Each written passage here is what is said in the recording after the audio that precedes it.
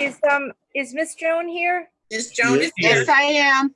Hi, my lovey. Do I have a quorum? You have all 9. All right. I am with all 9 of us present, and at 6 o'clock, I am going to call the Groton Board of Ed meeting on August 24th at 6. Actually, it's 6:01 to order. Yay! Yay. Yeah.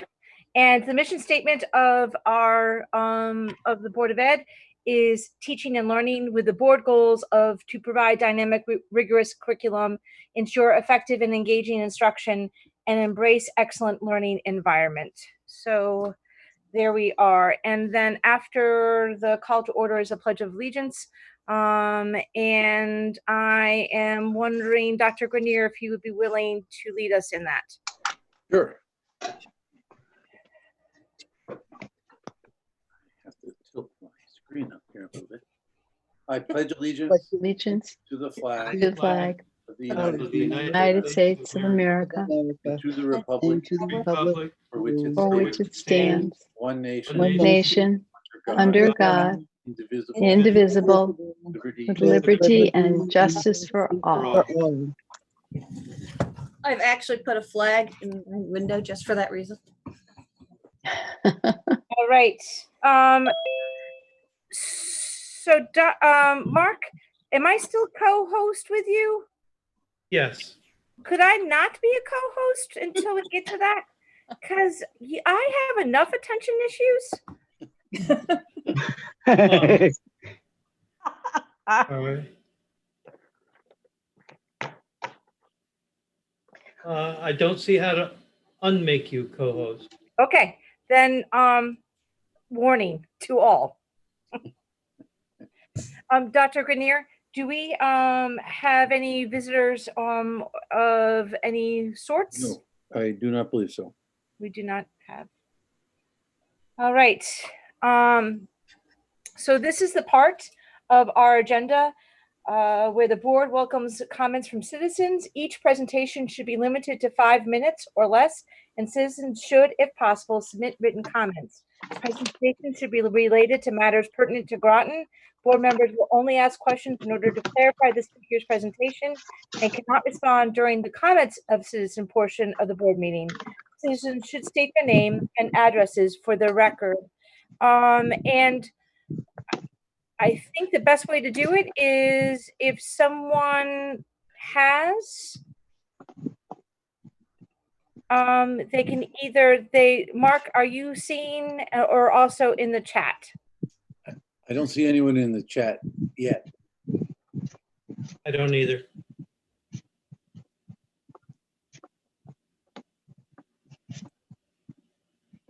I'm just going to give it a couple seconds, folks, because I'm rolling through and I want to be able to, if someone is trying to get on, I want to be able to give them to unmic themselves. Yeah, but we would see them waving, I think, Gretchen. Well, there's people you can't see. Or I can't see, maybe. Right.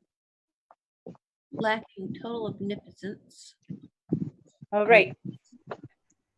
Board, I'm going to move us on. And so we are now at student representative report. And do we have Zay here? And Dr. Grenier, has there been someone else identified? There has been someone identified, a junior, a young woman, and Mr. Kelleher reached out to her and he has not yet heard back. So that's a work in progress. So I'm sure we'll be all set by September. I don't see Zay on.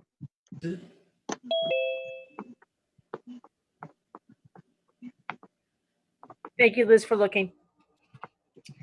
So Dr. Grenier, I'm going to have you start in with your report, please. Sure. Well, school reopening is upon us. The teachers will return on the 27th. We'll have a convocation. It will be a remote convocation.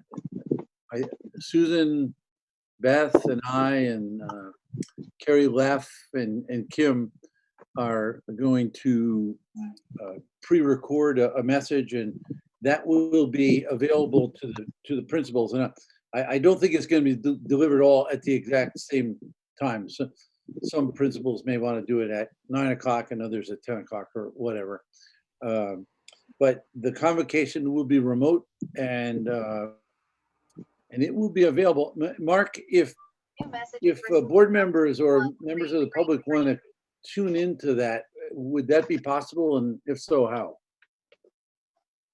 Yeah, as soon as I finish the convocation, I'm going to put it on Google and I'll send great. you and all the principals the link and the board. Perfect. Great. Thank you.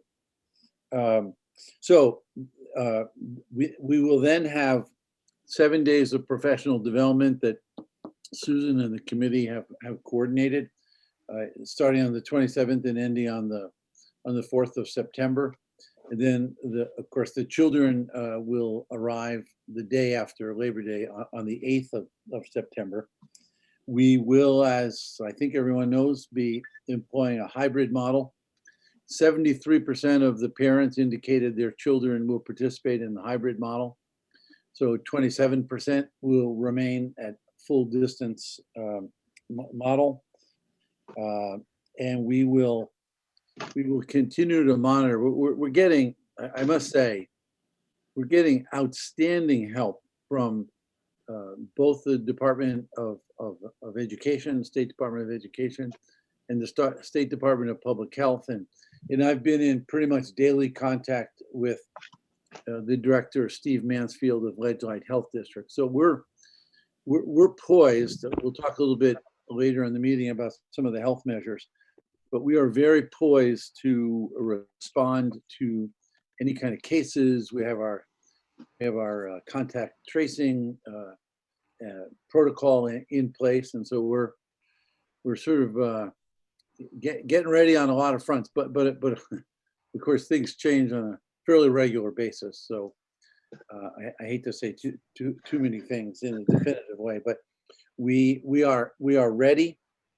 and the teachers have put in a lot of work this summer already on curriculum. I know they will be working hard on the distance learning modules that they're going to be presenting, live streaming and recording, and the tech guys have been extremely helpful in helping the teachers. One of the things we want to be sure to do, and Susan may explain this in a little more detail, but we know that there's a possibility we may have to shift to full distance learning. So we're trying to gear up so that the teachers have the appropriate equipment. What we found out, actually, this was not necessarily terrible news, that when you use a computer to project what is showing on a Promethean board, you get a blank screen. Nothing shows up. That was an important piece of knowledge that we that we figured out this week. We actually think document cameras, sometimes they're called Elmos, that a teacher could sit at his or her desk and write and do math problems or whatever, or put a book underneath the document camera. And that's something that actually is pretty portable. It's a small device, and teachers could take home. So we are ready for the children, and we are ready also for the kinds of instruction that will take place on Wednesdays and the kind of instruction that may have to take place when the teachers are home on full distance learning, if that happens. But the big picture is we continue to communicate this via focus groups and communications to the parents. And I think at this point, everyone is concerned. This has certainly been the most stressful, intense school opening in my career in education. And I think most of you could see that. And Sam is going to talk about opening the middle school. We want to be sure we're ready, and you know, we don't always control our own fate. Fire marshals give us certificates of occupancy, and so forth. But we think we're in pretty good shape anyway. So that's the reopening, and I'd be happy to talk a little bit about focus groups, but I'll pause there for questions. I know that Gretchen, you had your hand raised. Was it about the reopening? It's about Then got you, Rita. schooling. It's about the distance learning thing. So we have 27% that are learning at home. Do we have new students or new people moving to the homeschool model away from you participating with the district? Or moving to pods where the parents pay a teacher to teach like 6 or 7 kids that spend most of their summer together? We've had more requests for homeschooling than in the past. I'd say we never have very many. We have maybe I probably signed at the beginning of the year 2 or 3 a week for a few weeks. So maybe it's a dozen total. It's probably more like 20 right now. It's not, it's really not a deluge. And I've read about the pods, but I don't know of any of our children that are. Right. Although I think in one of the pod models that I heard was that the teacher would support the pod teacher, the private pod teacher would support the children's distance learning. So they wouldn't withdraw from us. They would be a distance learner, but work with a sort of a tutor. They were trying to hire me to teach a pod, and I'm just wondering how common that was becoming. I didn't feel like moving to Long Island. Sorry. Yeah, I think it's out there. It's out there for sure. Was that your only question on the distance? That was becoming more common where parents are bulking together. The kids in the neighborhood that work together also learn together. Yeah, it's becoming a bit more common. I think you're right. Rita? Rita, you are needing to be unmuted. Sorry. Dr. Grenier, you mentioned in our board letter that you're having these wonderful meetings with the Department, I believe, of Health on Tuesday mornings. Yes. Could you share any of the information you've received? You mentioned it, but you didn't give us any information. So I was just wondering what your workshops, you mentioned mask wearing to contact tracing to COVID response. So, and what are the policies for testing and contact tracing for Groton? And if for some reason the high school had cases, but the elementary and middle didn't, would one close and the other stay open? There is no really great definitive answer. The more let me tell you, there was a very helpful contact tracing by the chief epidemiologist from the state last Thursday, actually, and they start with the basic premise, and I actually, you know what, I will share. I've got a really good PowerPoint. The contact tracing. I'm actually going to meet with the principals tomorrow to explain. I'm going to write myself a note here. So they start with the premise that what we need to do is to identify a case, and a case from the state, the public health department's perspective, is a documented positive COVID test. Not when. They're very concerned that when we send a child home, for example, with a cough or a fever, that would start the social media chain. That is not a case, and they are imploring us to try to control what they would consider irresponsible actions regarding this. The real answer to your question is, we will be working with Steve Mansfield and Chris Magnuson from Ledgelight. So when there is a case, we will follow the protocol, which I'll share with you, that we will do contact tracing. It basically involves identifying all those individuals who were within 6 feet for more than 15 minutes. So there are these sort of measures. And these things have been coming out. Today they gave us the fire drill procedures. for example. You know, they want to be sure that we are maintaining our fire safety and we're conducting fire drills. And even though it's only hybrid, you still, you know, you still have to do all the things. In terms of mask wearing, they've indicated that a multi-layer cotton mask, and we're going to be putting that out to the parents. They're actually, depending upon how like a neck gaiter is constructed. I've heard some bad things about neck gaiters, which can be a single ply nylon, but you can also triple them and wear them. And so the epidemiologists, at least from the DPH, have said, you know, that's okay. They're talking about mask breaks. They've given us some really good explanation of how music class should go forward. And there's a bunch of addendums, and they're all on our website. If you go to our website and you click the school reopening plans in terms of COVID, there's a list on the right-hand side, and one of the lists are all the addendums from the state health, and well, actually they're in conjunction with the state health department, but they're really from the Department of Education. So there's a lot of information out there. We're going to be sharing this information, the big part of what we're going to be doing during the 7 days. And there will be another Tuesday morning tomorrow. And they've been making themselves available. It's impressive.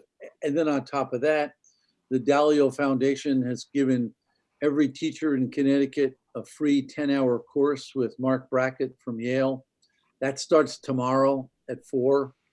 And there's a teacher, a professor at Yale, who teaches a course called The Psychology of Happiness. It's the most popular course in the 300-year history of Yale. And she is doing a presentation in a couple of weeks, and I'll get you that link. It's just they're calling it I think an event, but Thank you, Dr. Grenier. it's impressive. It's impressive how much support. You know, you hear the joke, we're here from the government, we're here to help. We're actually getting a lot of help. It's very impressive. So what would they say if the high school had cases, but the elementary didn't? More And than if you, more than likely, especially if it was an elementary and we would be able to confine the cohort, it would probably be the cohort. But there are a number of measures, as you can imagine. right, no, but I meant if the high school had cases, could we close the high school, but keep, Yes. not go conceivably. all virtual? Yeah, we would follow the contact tracing, kind of links. Yes. And if it did not lead us to another school, we wouldn't close that school. Great, thank you. Well, Continue on, Mike. okay, so the parent focus groups, the principals had some very effective focus groups last week, but of course, as I said, some of these things are moving pretty quickly. So we talked about health and safety measures, and the principals, the parents asked the principals some really good questions, like about contact tracing, actually, and where we're going. I think everybody, certainly the superintendents, would like a sort of a crystal clear 2 cases and we close the school or something like that. It's the Department of Public Health personnel do not think that is necessary, and the Ledgelight Health District also thinks we need to proceed carefully. But that information is going out. We continue to post more information on the website, and so the focus groups are very much in keeping with what we're putting out. So that and then next week there'll be a focus group on distance learning, and because now parents are starting to home in on what is the school day actually going to look like for my child.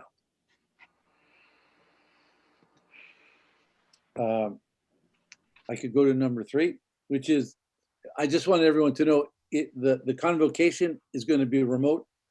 The teachers will be, Beth can tell me if I'm wrong, but I believe the teachers are going to be in the building in most cases. They just won't be all together in one room. We're still thinking there's about a 25-person limit. So we don't want to violate the governor's orders there. So, but anyway, it will be I think in most cases, the faculty will be asked to go and start the convocation, and Mark is going to pre-record it and it will be available to them. We are still in the process of coordinating cohort groups.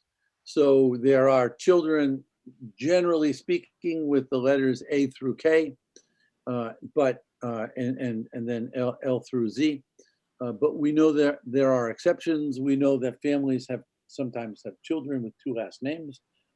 So the principals, they're still working on that, right, Susan? They're working to try to figure out, because obviously we have to identify the cohorts to the parents, confirm Exactly. them. They're We'll confirming confirm that. them. I mean, they generally know, but we'll confirm it. Fall athletics, I got off a meeting this afternoon, and of course, things are moving quickly. The short answer is this: the CIAC has opened up cohort conditioning.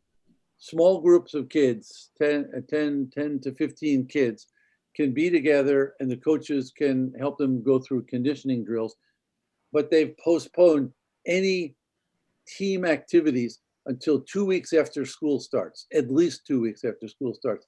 And they chose, good for us, they chose the typical starting date of September 8th. So there will be no team sports until the 21st of September at the earliest. Part of that is to give everyone a bit of time to look at the data. You know, if the measures are not good, then that'll be the end of that. There will not be any sports. But as you know, the Department of Public Health came out with a pretty strong recommendation, which surprised a lot of people. They sent a letter today that they are more willing to do low risk sports like swimming, cross country, I think even soccer. They're willing to do that. They still say we should not. The Department of Public Health says we should not play football, and we should not have indoor volleyball. The CIAC folks met with them pretty continuously, actually, throughout several days. And there's going to be a decision, we think, probably by Wednesday, certainly by Thursday. There may be a compromise of sorts.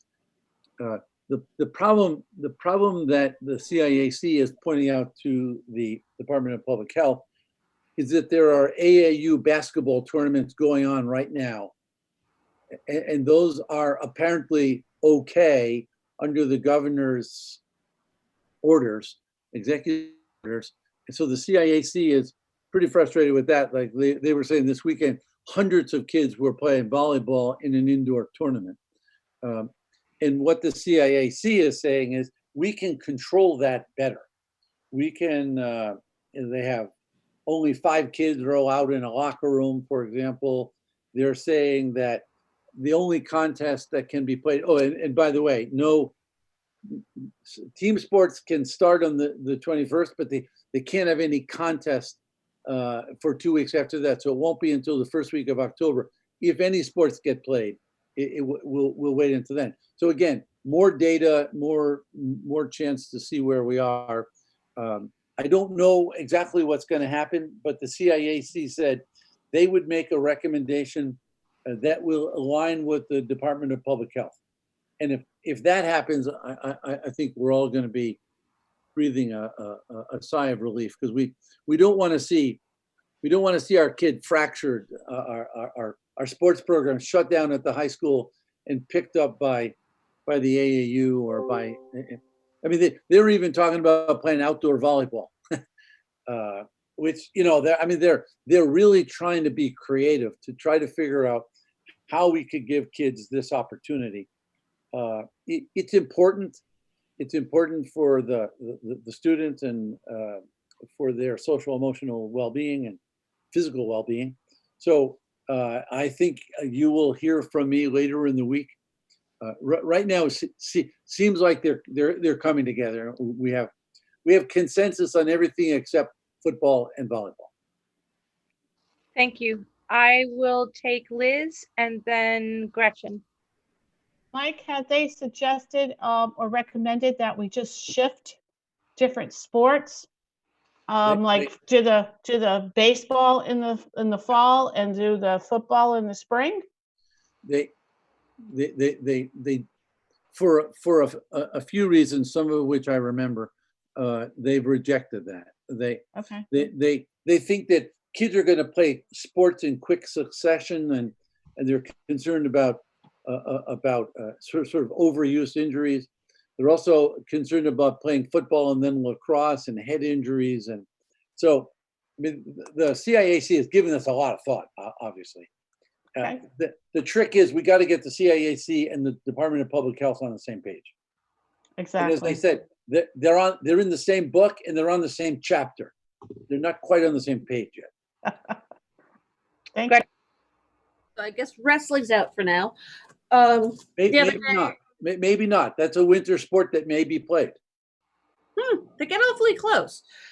So anyway, I was driving through Noank on my way home from the dock, as I usually do 3 or 4 times a week, and I saw a large group of very organized kids. Half the kids had one color shirt, half the kids, there were like more kids than I normally think play basketball at a time. Playing basketball. Yep.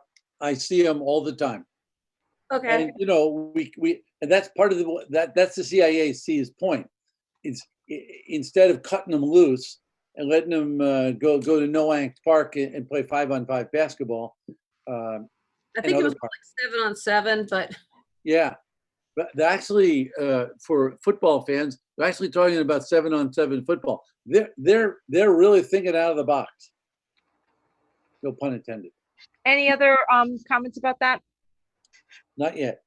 Okay. And then the last thing I want to report on is I've been working with Nikki Salon, who is unbelievably cooperative, flexible, and accommodating to the parents. And so what we're going to do is we're going to have before school and after school childcare for anyone who goes to school. Cohort A will have their childcare before school and after school on Mondays and Tuesdays, and then cohort B on Thursdays and Fridays. But we're going to open up all day Wednesday, and we're going to we've talked to Denise Doolittle. We're actually going to use some of the paraprofessionals who would be available and would be paid that day, and we're going to have them run. But it's only for the kids who are in cohort A or cohort B childcare on Wednesday. So that amounts to about 150, and so we will have about 35 to 40 students in each of our 4 locations. I will say I have a meeting tomorrow, I'm delighted to announce, with the YMCA. They are very interested in providing childcare for school-age children, ages 5 and up. Nikki Salon, our problem is we don't have a lot of locations. We don't have facilities. So, you know, if we said, well, we don't have the staff either, but, you know, I certainly acknowledge, I recognize the need in the community because people need childcare, especially, obviously, all day Wednesday, and then one of the 2 days of a cohort. We're working on that. We're going to continue to work on that, and we've got couple more weeks to go. I'm hoping to engage. The Park and Rec Department is not prepared to run full programs, but there is a possibility of a kind of a drop-in tutoring center there, perhaps at the public library, perhaps at Branford Manor Community Center. We're working that angle as well. As much as we possibly can in the community, we're gonna endeavor to provide childcare. Susan, did you have something to add? I just wanted to add a clarifying point. When Mike was talking about the childcare, it's through our Treehouse program. So it's anybody who has signed up for Treehouse for those cohorts. And on Wednesday, it's really important to us that we keep the cohorts separate within the Treehouse program so that we continue to do that. And we do that additional cleaning afterwards. So just wanted to make people know that we're trying to do this in the safest way possible. Thank you. Thank you. So I will have actually meeting with Nikki tomorrow. I'll have an update in board notes. Notice I keep saying I'll give you more information in the future. That's my life. Yeah, I bet. Susan. Okay, so I wanted to let you know that our teachers are coming back. As a matter of fact, they've been practicing, working with some technology and, kind of working out some kinks with this hybrid model that we're going to be doing and the remote learning and using some of the technologies to try it out. We also have them coming back for convocation, which is on the 27th, and faculty meetings and getting reacquainted to the schools. I wanted to share with you 2 documents that I did send out ahead of time. Unfortunately, it was just today because I thought of it today. The first one happens to be, and let me, hold on. I got to share this. Mark, can I share? Here we go. So can everyone see this? So Yes. This is the 51 distance learning opportunities our teachers have. A big shout out for Paula Haldeman, who really helped construct this. We started back in March with the Groton Teaching and Learning Collaborative. We actually continued, and some of them have moved over to this. She's reached out to teachers. I know Beth Hurler is on here for Screencastify, so she hasn't had much of a summer vacation either. And Erica will make sure that we gather all the links. So the presenters will record these, and we've got them in an area that I'm going to show you a little later on called professional development. So the teachers get to pick 3 one-hour segments, but there are, 51 total that they could view. Even paraprofessionals, anyone can view who has a Groton Public Schools account. So if you look at them, there's everything from all things Google, really around distance learning, podcasting with Chromebooks, traveling the world. I mean, some of these I want to take. I'm definitely going to be, zooming into these. Effective strategies for teaching online. So there's many that are just high school related. There are many that are 6 through 12. There is Valerie Davis Howard coming back for unconscious bias. She's the woman who came in and trained the administrators, and several board members attended and wanted her back. So she is back. There's everything from STEAM to inquiry-based to softwares that we use like Dreambox and Lexia and Newzilla. A lot of Google, a lot of Zoom, Screencastify, Flipgrid. These are all tools our teachers have requested that they get more professional development in. So we've really listened carefully to our teachers. And I think the thing I'm most proud of is that they can really have opportunities to view any of these, and they will have time in their schedule this week, as you'll see, to be able to go back and try some of these. Schoolology, which is the LMS, Learning Management System for the high school, Google Classroom, which is for upper elementary and middle school, Seesaw, which is our new LMS for K through 2, at the recommendation of our teachers. I mean, I think because of our collaboration during remote learning and into the summer and through our roadmap to reentry, we've been able to really listen carefully to the needs of our staff and our teachers and our faculty. So you did receive this, and you can see it. Because of the limitation of space, I would recommend that if board members want to see any of these, I can help you see the recorded versions. And if you have a special request, I can even send it to you by email. But this is something that we're very proud of. And as I said, a big shout out goes to the faculty and staff for coming up with some of these ideas, for actually coming forth and presenting many of these workshops. I couldn't be prouder. So if you have any questions about this before I go to the next one, I'd be happy to answer anything that you have. I have a question, Susan. Hi, this is Rita. Hi, Rita. My question is, will board members be able to see this as well as parents? Are these going to be recorded so you could click on at a certain time, anytime, and see this? So what's going to happen is that they will take place in the morning of August 28th. Our staff had to sign up on ProTracks like they normally do. We'll be sending them the links via how they've signed up. And then we've asked every presenter to record via Zoom or whatever platform they're using. And those links will be sent to Erica Kreider. And Erica has a site, and I'll show you where it is.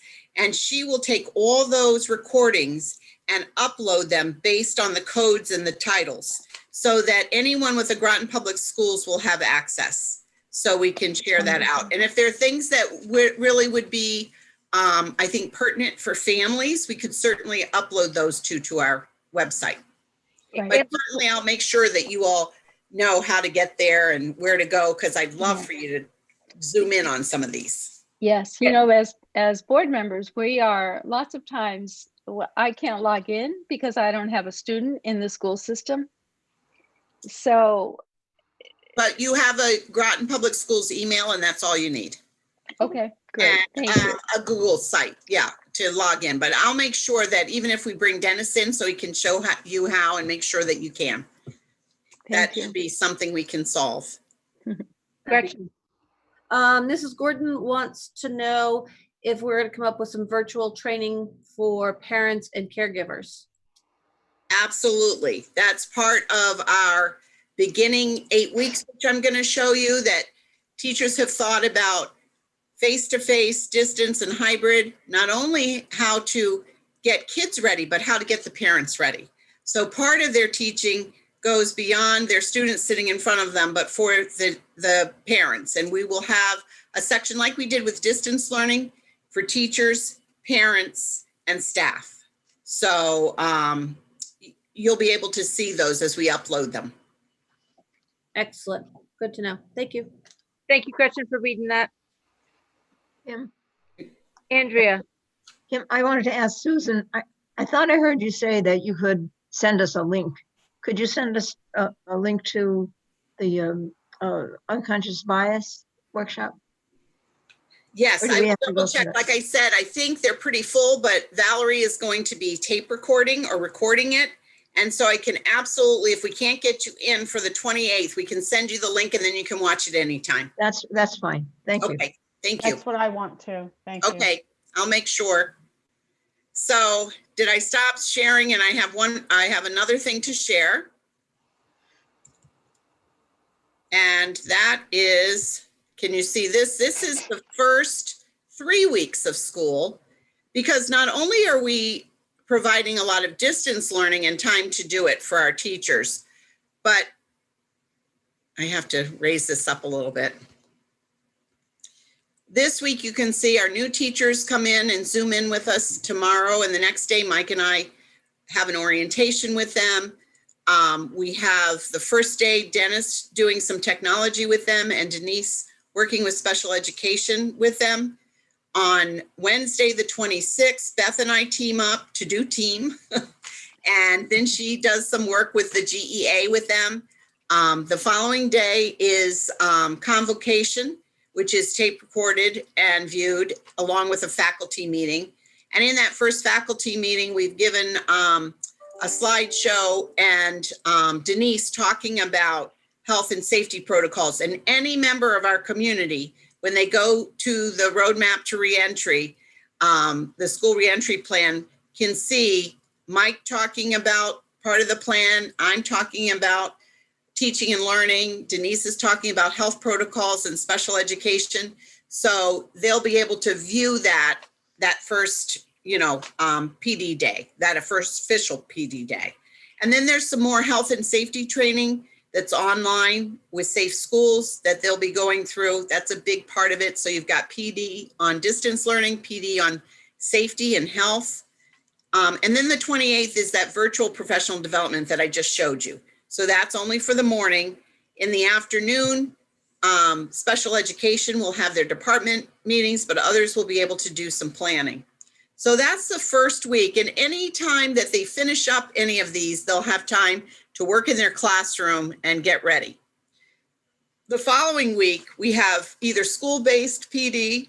Most of the school-based PD is though just unpacking, getting ready at the middle school, and really looking at the curriculum, the work that was done over the summertime, which I shared with our Board of Ed Curriculum Committee, and I will open up and share with you very quickly tonight. So that will happen on the 31st, and then time in the afternoon for planning and preparing. We also have a diversity, equity, and inclusion, DEI orientation. Jamal Davis, a shout out to him, and Ada Allen and Nadine Macklin for spearheading the DEI committee, which has over 100 volunteer teachers.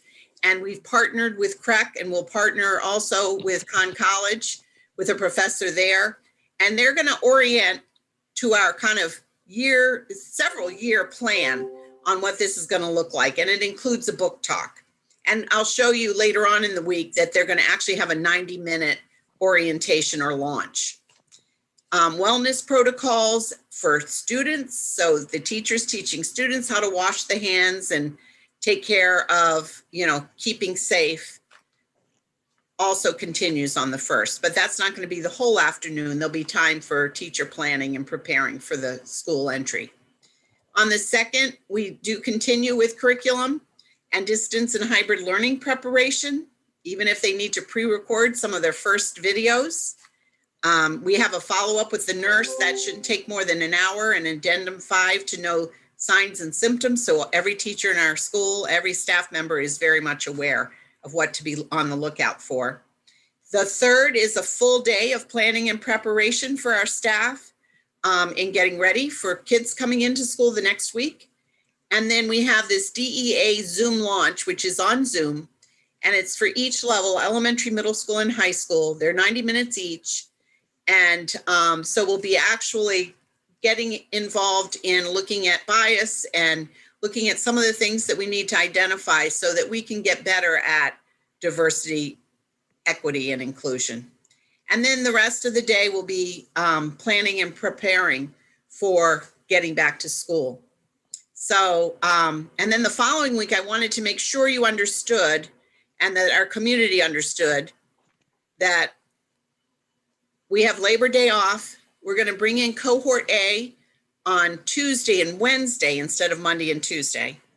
We're going to do additional cleaning measures. We actually met with Sam and I met with Dr. Grenier about how we would do this. So that, with some of the funding coming from CARES Act and the latest grant from the state, we're going to be able to provide extra custodial support so that we can make sure that we do this cleaning, so that between cohorts and between cohorts on a Wednesday in this case, Wednesday afternoon in this case, and then on Fridays. So they'll be ready for the next cohort. And then we're screening our pre-Ks and Ks, and we're doing it with distance learning. So it's going to take us 4 days. And then those little ones are coming in to see us the following week. That's a mouthful, but if you have any questions, please ask.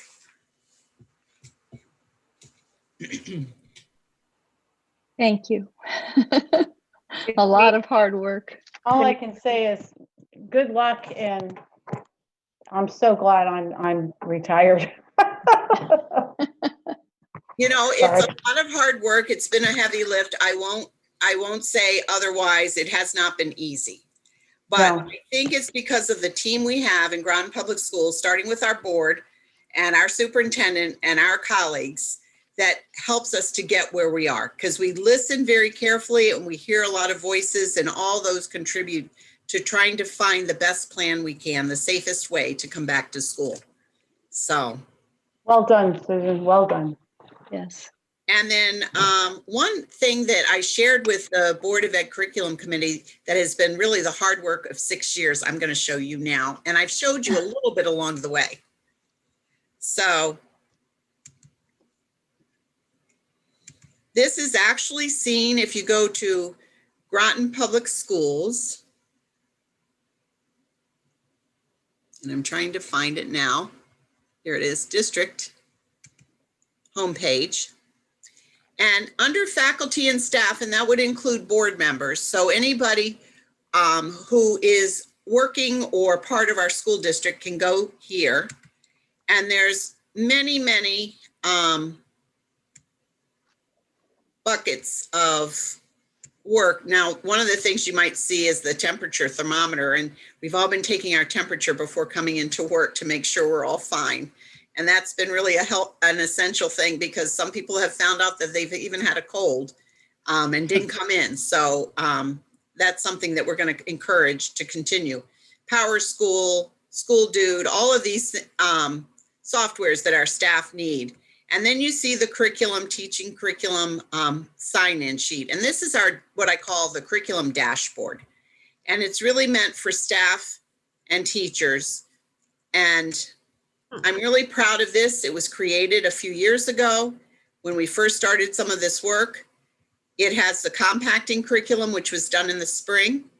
It has the fall reentry, which was done all summer long.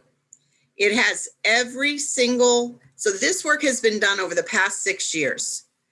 It has every single discipline, pre-K through 12. All the new electives that the board has blessed and approved. It's got SRBI, which we're starting to work on, and some of those MYP planners that you've, also approved that are, with the middle school program and into the 10th grade. And then you can also see the resources, and then here's the professional development for the 28th that you would click on. And it will have every single one of those 51 opportunities that I shared with you that you could click on, and it'll be linked to the recording once it's done. So this will be, I think, a wonderful resource for our staff and for you. So if you go to the fall 2020 reentry, and let's say we picked middle school, and I'll do 6th grade. ELA. So this has all the different disciplines. This looks like a boatload of work, and it is. And I know you can't read it carefully. So either if you can't get on, I can copy and paste it for you. But the interesting thing here is that teachers looked at the compacted curriculum, which was the priority curriculum that was done in the spring. They looked at what was accomplished. They listened to staff.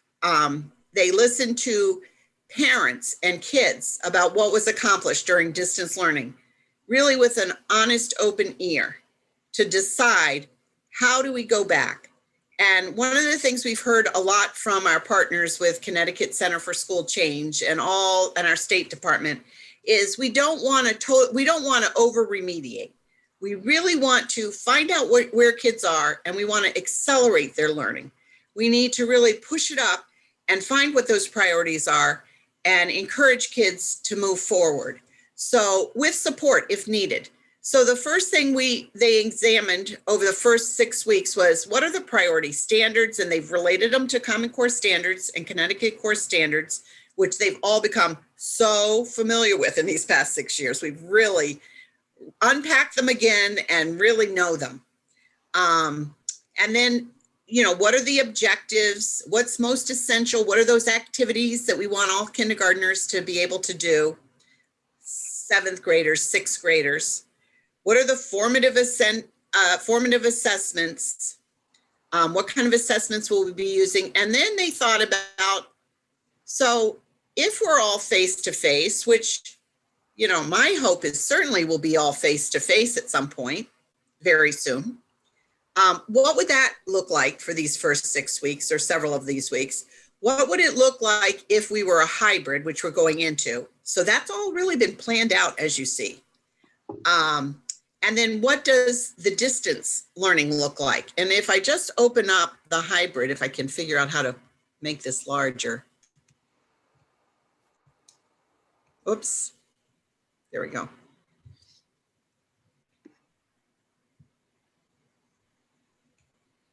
A lot of this work has to do with, and especially the first week, whether you're talking about a pre-K child, a 5th grade child, a middle school child, or, you know, a high school student.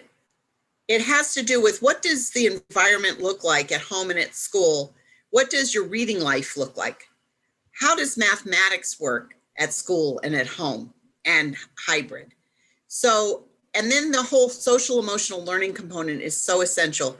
The best bonus for hybrid is that we do have an opportunity to be face-to-face with our students. They have time to be face-to-face with each other. We're able to describe things to them. And the students who are remote can also Zoom in, and we can also make sure they're okay too, and that they're learning. So there's a lot of positives about this, but there will be some new learning. And it's going to be a heavy lift. But I think our team is ready, and I will be listening carefully, and so will Mike, to what they need. And I think that's the most important thing we can do. Susan, could you just tell me again how to get on that curriculum side? I mean, I have the Groton Public Schools. I've tried. I can't get there. How do you do it? So if you go back to the district website, Yes. that's what you open up, and you go on to faculty and staff. Yes, I did that. Yeah. Now you have to be logged into Google. So you have to have a Google account. And if you don't have a Google account with GPS, you just have to check in with Adam or Dennis, and they'll make sure you're all set up. But I have my Google account. I had signed in, so that's why it automatically comes up for me. Okay. And so if any of you have trouble, we can certainly make time to figure that out. I really want you to be able to do this. And then you go onto the curriculum, and then it's right there, all in one place. Do you love it? It's an amazing. I'm so proud of our teachers, though. The biggest shout out is their hard work every summer, all school year long. They are working away at this, and our administrators for helping to lead the way with this. So, you know, I'm really pleased. And I think this will be a good way for when all the staff, there's professional development built in. So the people who worked on this document will be able to share it with their colleagues. Thank you, Susan. You are welcome. All right, we're going to move to the business manager's report. That's you. Hello, everybody. I am going to share our exhibit 1, if I can find it. We were also given, that was also given to us too, Ken.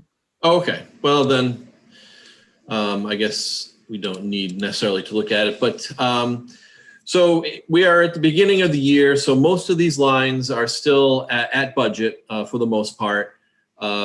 Just a note that none of the COVID-19 related costs are currently being reflected here. We'll talk about those in a couple minutes. But the few things that we have done since the year began is we had anticipated some cost avoidance due to retirements, and due to retirements and some resignations, that number is going to come in slightly higher. We're going to see cost avoidance of an additional, looks like 73,266. But there were some costs that are going the other way. Our insurance premiums are slightly higher. They came in at 4.7%. We had budgeted 3.7% increase.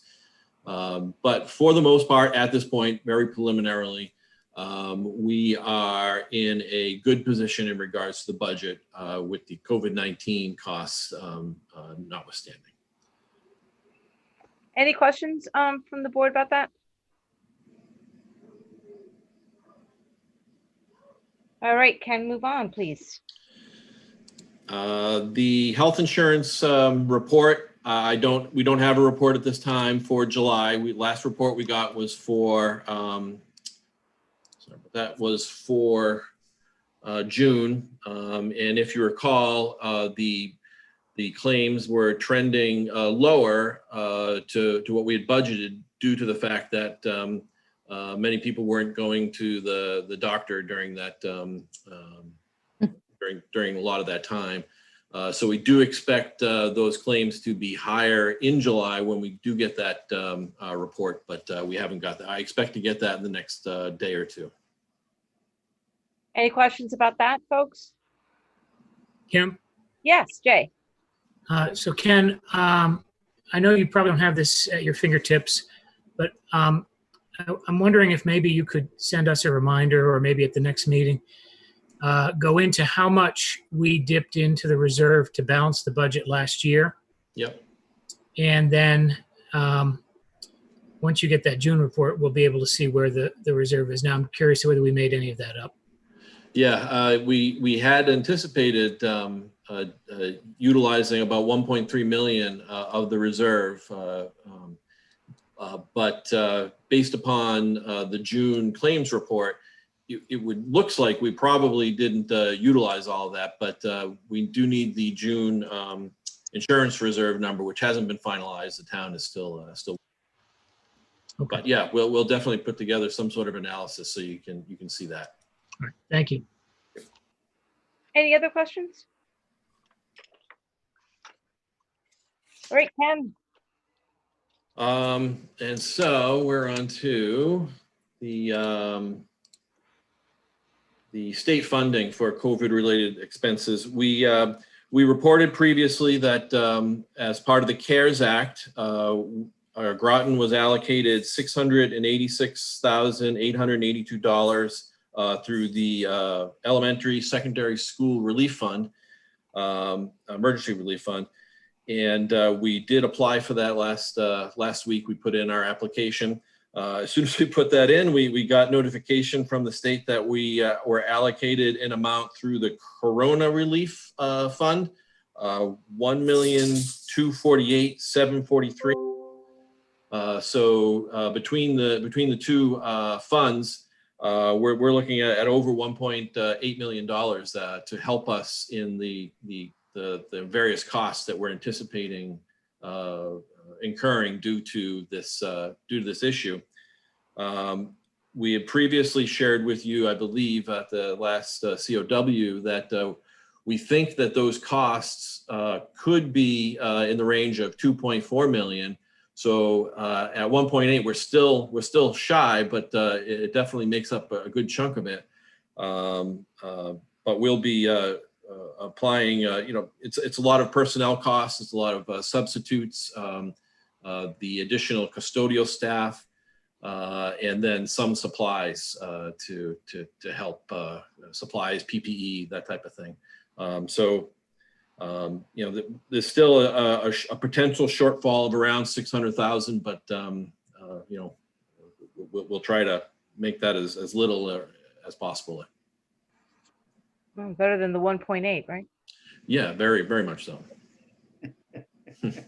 There's also some computers that we think are on our way, and so Ken was talking about modifying some of our CARES Act and shifting with the state's permission, shifting from this to that, because the 1.2 million is kind of laid out by function code. You can't use it just for anything. But we have a lot of money for personnel. We have about $900,000 for personnel. So that sounds like a huge number. It is a huge number, but we will definitely need substitute teachers. There's no question. and paras Yeah, and and extra custodians. and the state is allowing us to modify our CARES Act application based upon this new funding, coronavirus relief fund. Rita, I don't know if Dr. Grenier could answer this, but at present, how many teachers have requested not to come back, and how many substitutes will we need? I Or was talking to Susan? Lori. Yeah, I was talking to Lori about this today. We have a number of teachers who either just delivered a baby and are on maternity leave, or who are pregnant and are concerned about coming in. We're trying to work out an arrangement that will look like job sharing, cohort job sharing. They might come in 2 days a week.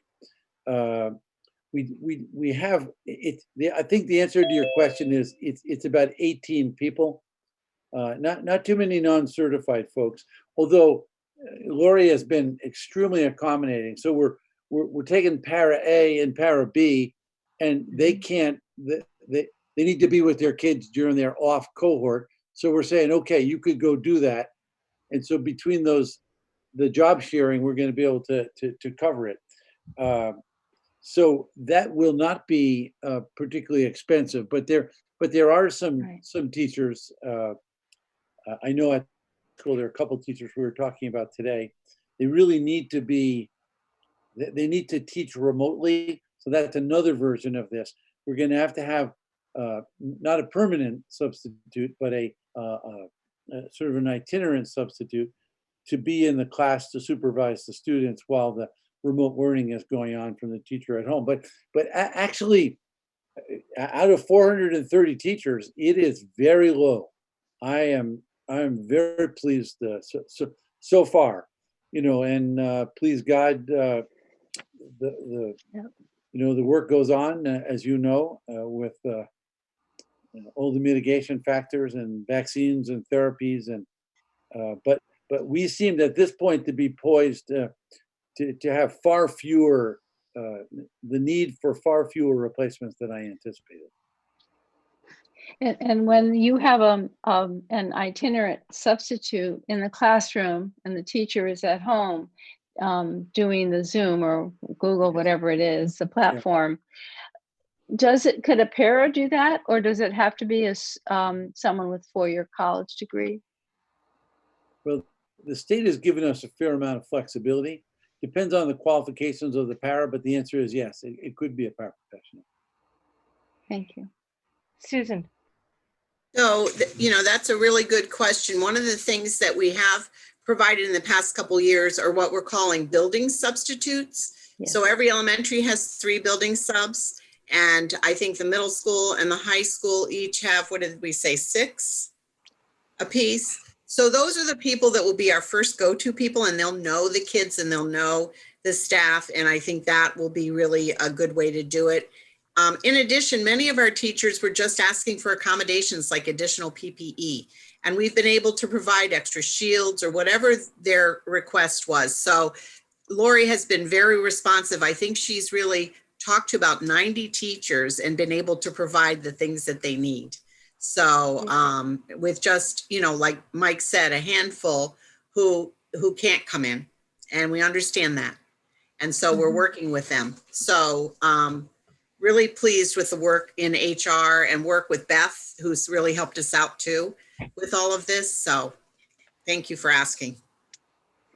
Good. Andrea.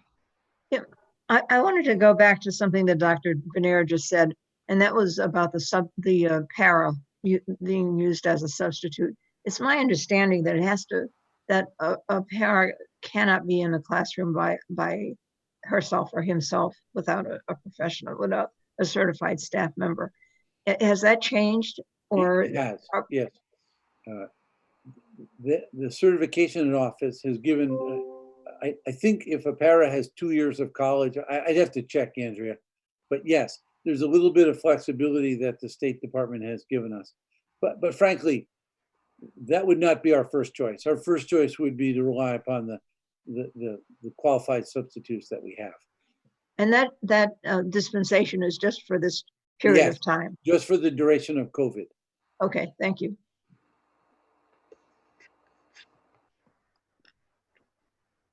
All right, if we're done with that, let's move on to Mr. Kilpatrick. Oh, good evening. Good So evening. I think I'll start with the transportation plan. I think I've already explained that the cleaning plan for buses would include sanitizing between, in case anybody missed the last meeting, will include sanitizing between each run during the day. And of course, they will be disinfecting each bus in the evening, so or at each nighttime. In addition to that, Patty and Jenny have been really working hard, feverishly to get things done here as things change as to who's riding, who's opting out, that sort of thing. And so at present, we have all of the runs populated completely with all the students that are going to be riding that bus, whether it's in cohort A or cohort B. We're still trying to figure out through TransFinder how to develop two separate lists for the bus drivers, but that work is ongoing on a daily basis within that office. The other things that I had, there are still plans being made by each principal regarding dismissal of the students, getting those kids on the bus in reverse order of how they will get dropped off as they're going home. So those are ongoing in each building separately. Each principal has a different idea about how that's going to happen. So I'll be working with them on that. And the students, I lost track of what I was going to say about the students in reverse order. But the other thing, one of the other things that we're talking about presently with the principals is parent pickup and drop off. And that, I don't know if you saw the email from Peter Bass at the middle school. It's like 125 parents have said they're going to be dropping their kids off. So I think in this time, we're going to have a lot more parents dropping kids off at school, which dropping off is going to be a difficult time. I think picking up will be even more difficult, or at least challenging to the principal and the rest of his staff. So those plans continue to be.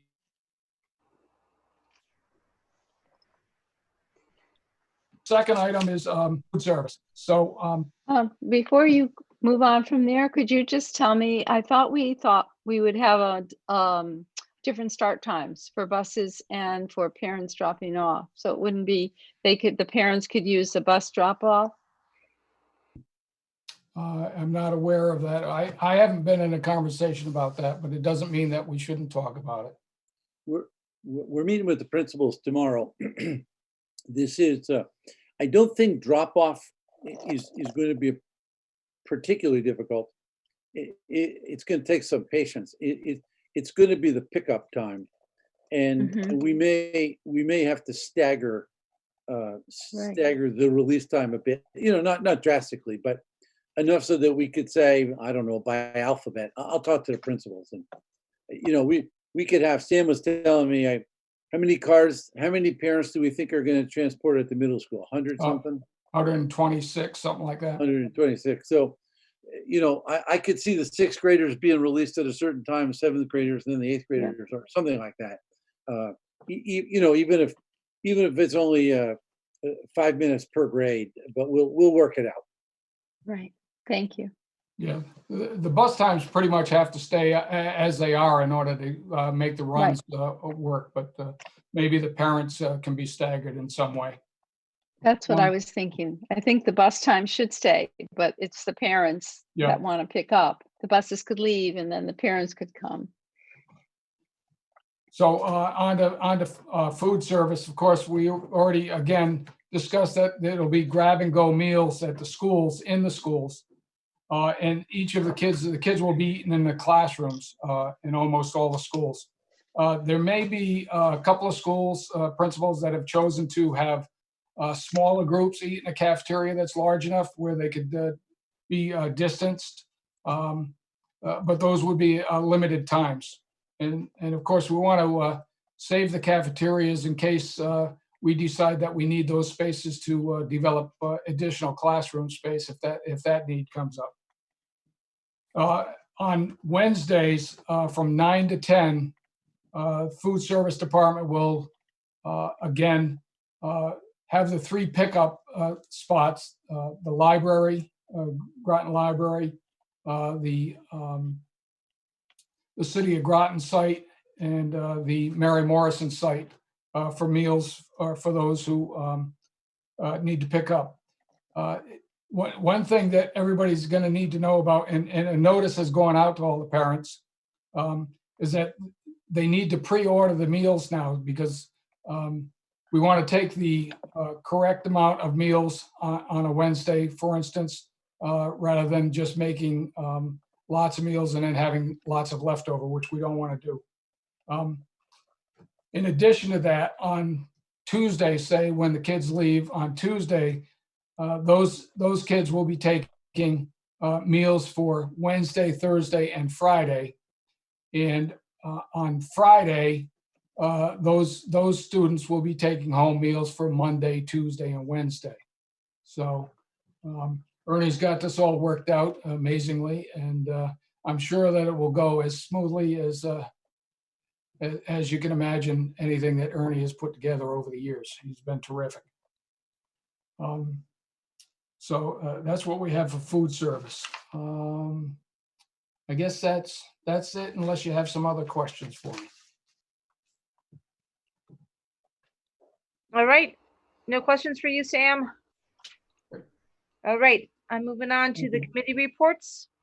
On policy, that would be Lee. Unmute.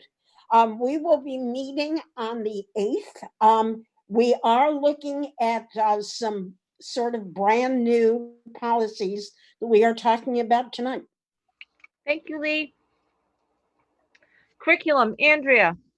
We met on the 10th of August, and the crux of the meeting was to talk to teachers about how the new delivery of instruction has implemented the delivery of curriculum.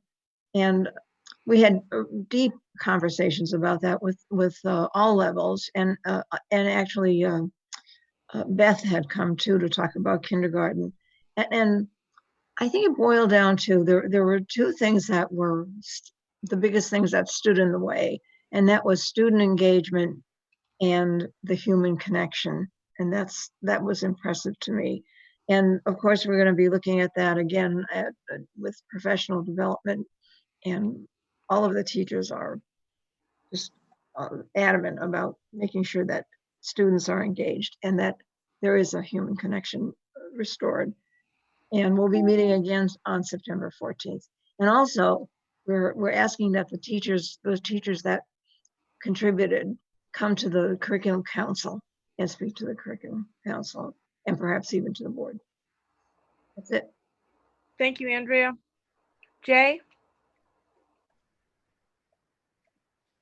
Yes, so Finance and Facilities met on August 10th, and we went over a lot of the things that were covered tonight in terms of object code summary, the CARES Act.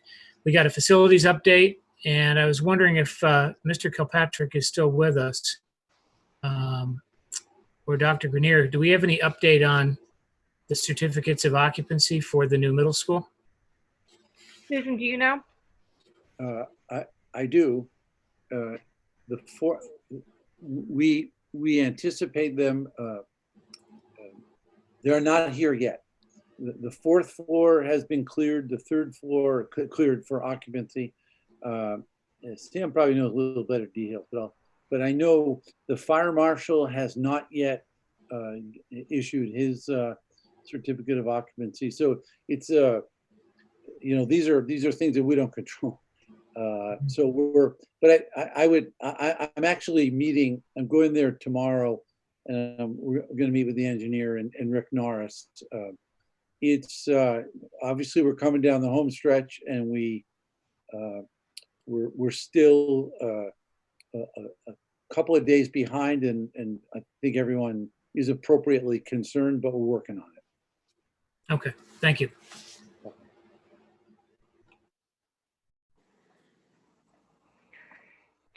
Jay, thank you. I don't know about other people, but my internet is saying it's unstable, and a lot of people are sounding like robots. So I hope that's not true for everyone else. So negotiations, we at the end of this meeting, we're going to be going into an executive session. Negotiations worked or heard the plan that was worked on through the administration and the teachers union about the MOU about virtual learning, and we will present that with the recommendation for the negotiation is that it gets signed and we move on. Rita, learn. I have a meeting on Friday. Okay, that's not. I'm not muted. Okay, I just said I just called you Rita Learn, and that's not really your name. Wanted to know. We had the Board of Ed, Town Council, RTM liaison, and one's coming up. Oh my goodness, in a week or maybe less than a week. And really the focus of the conversation was really on the reentry of the school, and also the fact that we would be having some there would be some financial implications with COVID in terms of what our budget was going to look like. Lee, does that kind of sum up that?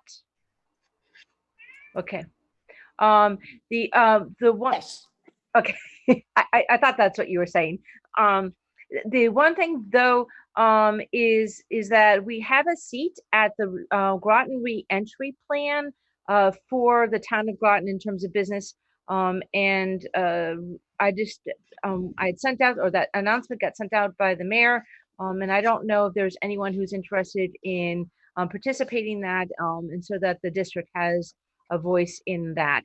So just let me know if you do. And then the Board of Ed, AGSA, GEA liaison, we're not scheduled to meet until October.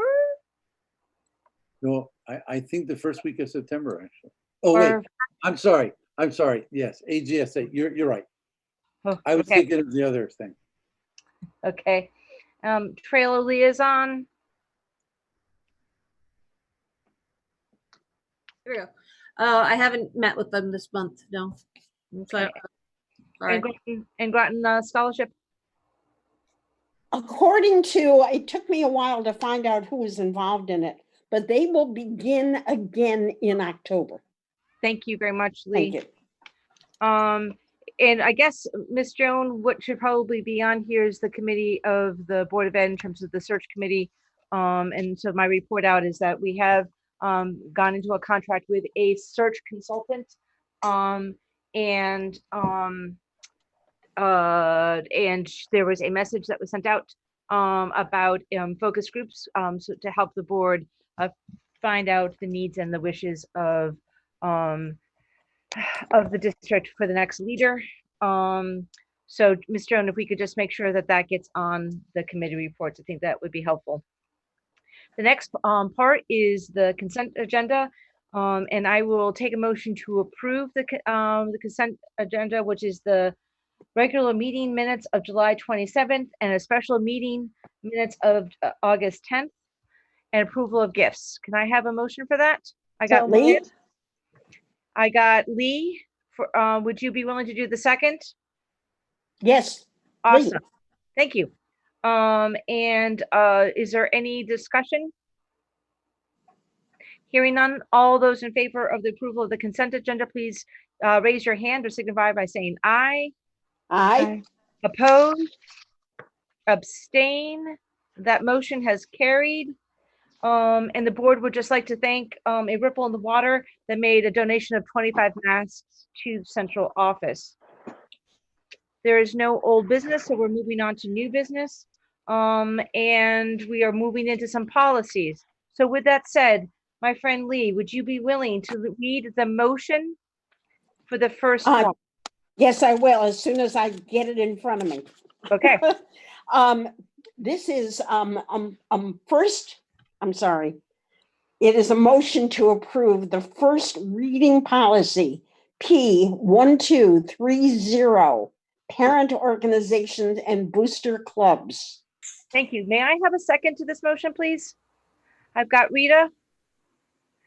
And can I have a discussion? So Lee, Susan? So Actually, I have a couple of questions Okay. myself, because because it's a first reading. One of the things that we want are the bylaws of those booster clubs. We don't have them. And also, I had questions about the dues for the organizations. So we can talk about it at the next policy meeting. Susan? Ken and I collaborated with the policy committee. So Ken, you might want to speak up about this actual new policy that we felt we needed, because the booster clubs handle a lot of finances within them. And so I think it's important that we have board policy around that, and so that we know what's being handled. Yeah, this came up during a review. It came up, I think Kay brought it up, that this is a good policy to have. So that this particular policy is based a lot on their recommended policy. But amongst other things, it requires the booster clubs to provide some sort of documentation, and it gives the district the ability to accept the gifts and it become property of the district. And then I do recall Lee asking those questions, but it's been such a long time. I know. It's out of my mind, but I know we have some of those bylaws. We just have to get those to you.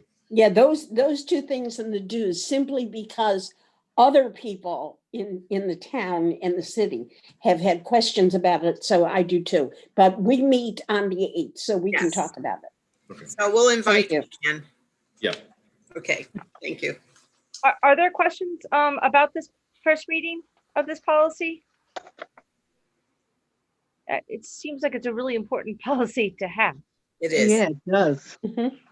And we'll be able to review this at our next policy meeting and come back to you before we finalize any second reading to give you the update on that. Excellent. Great. Thank you. We shall. Thank you. If I'm hearing no further discussion, the motion to approve as first reading policy P1230, parent organizations and booster clubs. All those in favor, please say aye. Aye. Aye. Abstain. Liz, did you abstain? Okay. All those opposed? Motion has carried.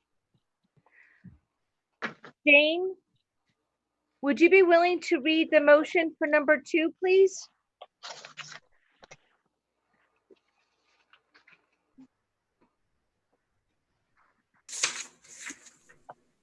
She's not unmuted. No. But I bet you that was a good practice run for her.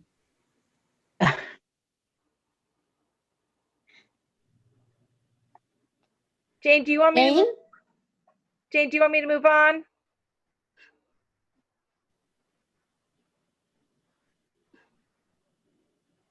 There you go. Oh. No. Try again, Jane. Jane, you're still muted.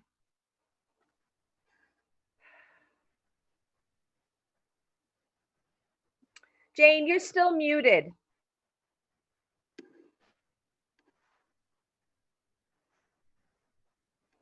There you go. Okay, try again.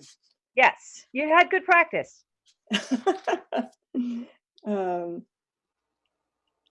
Discussion and possible action regarding a first reading of policy P6172.6, distance education. And can you read the motion, please? Motion to approve as a first reading, policy 6172 distant education. Thank you. Can I have a second on that, please? Second. I got Rosemary. I have to say P. Discussion.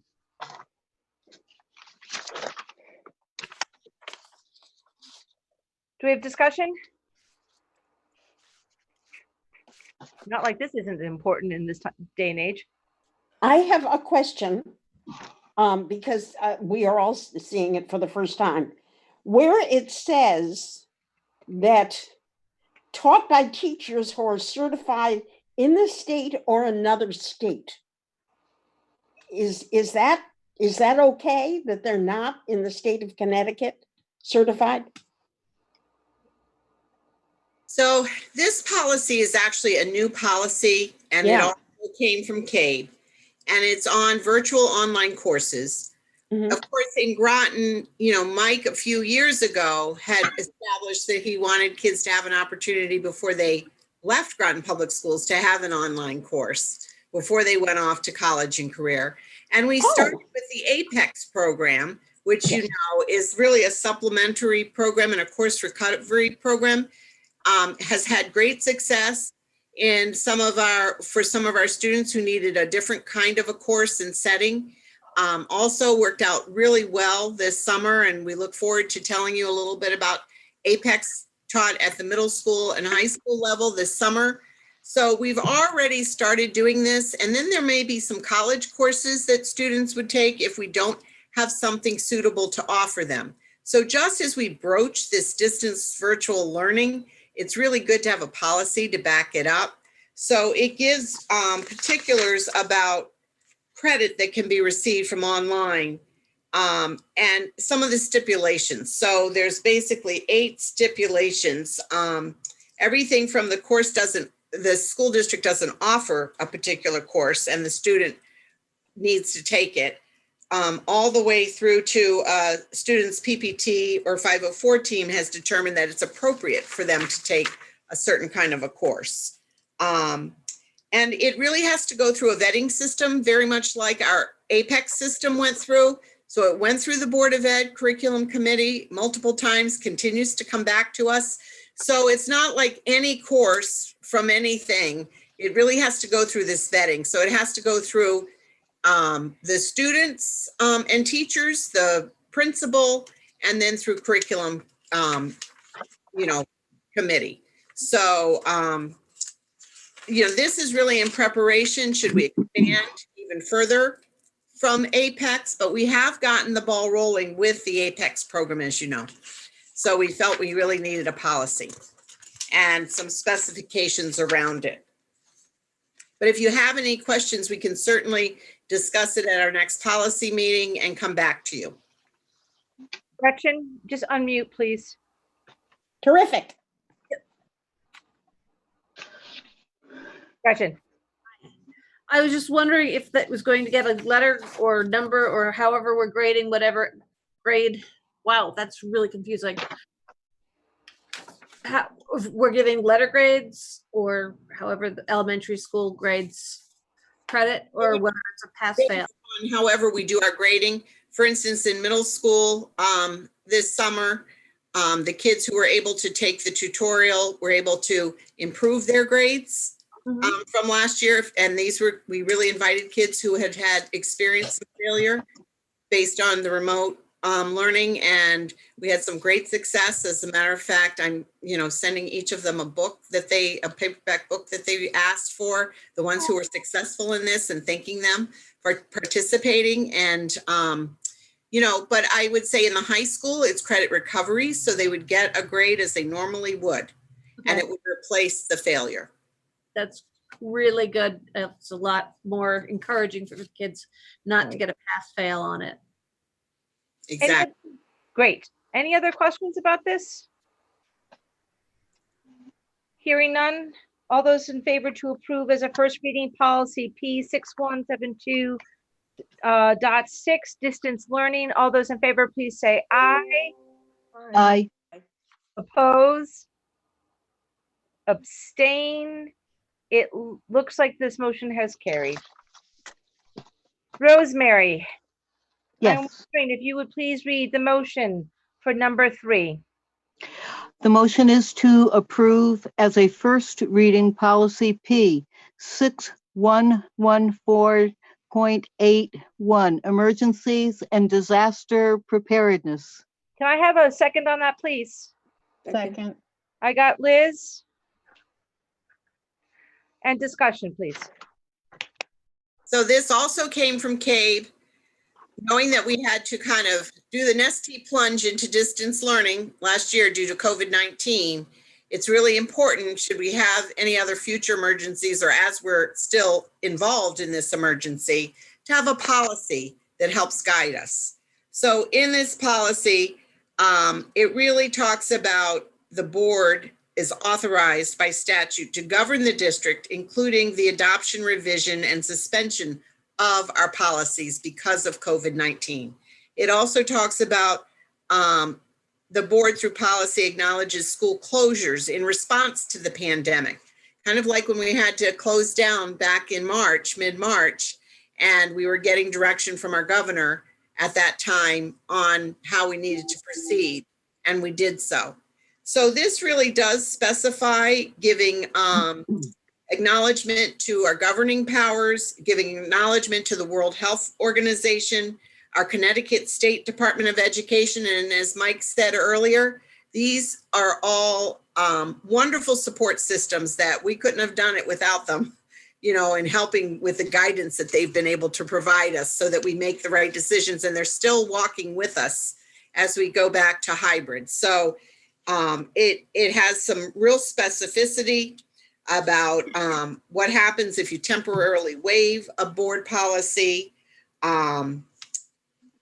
and, you know, specific details about suspension of the policy and consultation with the board that is needed to happen. And then Board of Ed meetings and how that could take place via Zoom like we're doing right now. Is there any further discussion on this? Andrea. I have a question. Rita. I have a question about page 1. It's actually 9 lines up, but it looks like it's the 4th little paragraph up from the bottom, where it says insert additional district information as to how virus online courses links to. What does that mean, insert additional? If we had some additional information, we need to insert it, and that must have gotten by me, but not with all right. eyes. Okay, thank you. So I appreciate that. Thank you. I'm going to send you a lot of little things like. We love that. I appreciate it. You know, I keep reading these and I keep fixing the same thing. So maybe we can talk about that. Yeah, you and I and Erica should sit down so we can just get it all straight. Yeah. Okay. I have the same thing too. So send it forwardly. I appreciate that. Rita. So on the back, on page 2, when it talks about Board of Education meetings, and it encourages the public to attend its open meetings via live streaming or television and or the internet, and to limit public comment to written comments. So the public can only comment on written comments? I thought they had an opportunity to also ask us questions online. I mean, you know, inviting them, because you did mention that at the beginning of the meeting. Yep. So what? I said that was before we had read the first reading of this policy. Yeah, but should that policy be revised is what I'm asking you. It would be nice if someone could ask us a live question. I'm not sure what the town council is doing, if it's only written. But I know after we have the public. I got you. I'm sorry. Nope, go ahead. After we've gotten if we've had people come up and do the speaking, you know, that's fine. But I think there are other opportunities where they'll want to speak later on. And that's when I've heard you say it needs to be written down, or in the chat box, we've asked people to write down their questions, and we've used that information with our highly asked questions, frequently asked questions. But are we limiting it to the public to only written comments is my question. Can I chime in? Yes. I think that we need to specify that comments via the chat or other areas, that needs to be in there. because we had the opportunity for at the beginning of the meeting for comments. And I think that needs to stay personally. And then like was it Miss Gordon said to everyone, can you, about the virtual site training for parents and caregivers that Gretchen read, that gives us an opportunity to also bring that out to the forefront. So I think in that respect, we need to have the ability, the public needs to have the ability to come on to a Zoom meeting and to speak. And if there's something that comes up later on and they think of it, it can be put into the chat, which is considered, in my opinion, that's written. I agree. Yep. And then if they need to clarify further, then they need to submit something to us in writing. Yeah, I just think that we have to be careful about, because we might not always be using the Zoom platform, so we don't know what those mechanisms are. But I would have a hard time limiting it just to written comments, that people should be allowed to sort of be recognized.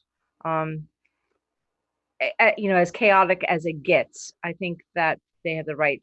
But it would be interesting to know how the town council has done that. Does anyone know? No. Jay, do you know? This is Lee. I think it would be good to talk to Patrice about that and see what town council does.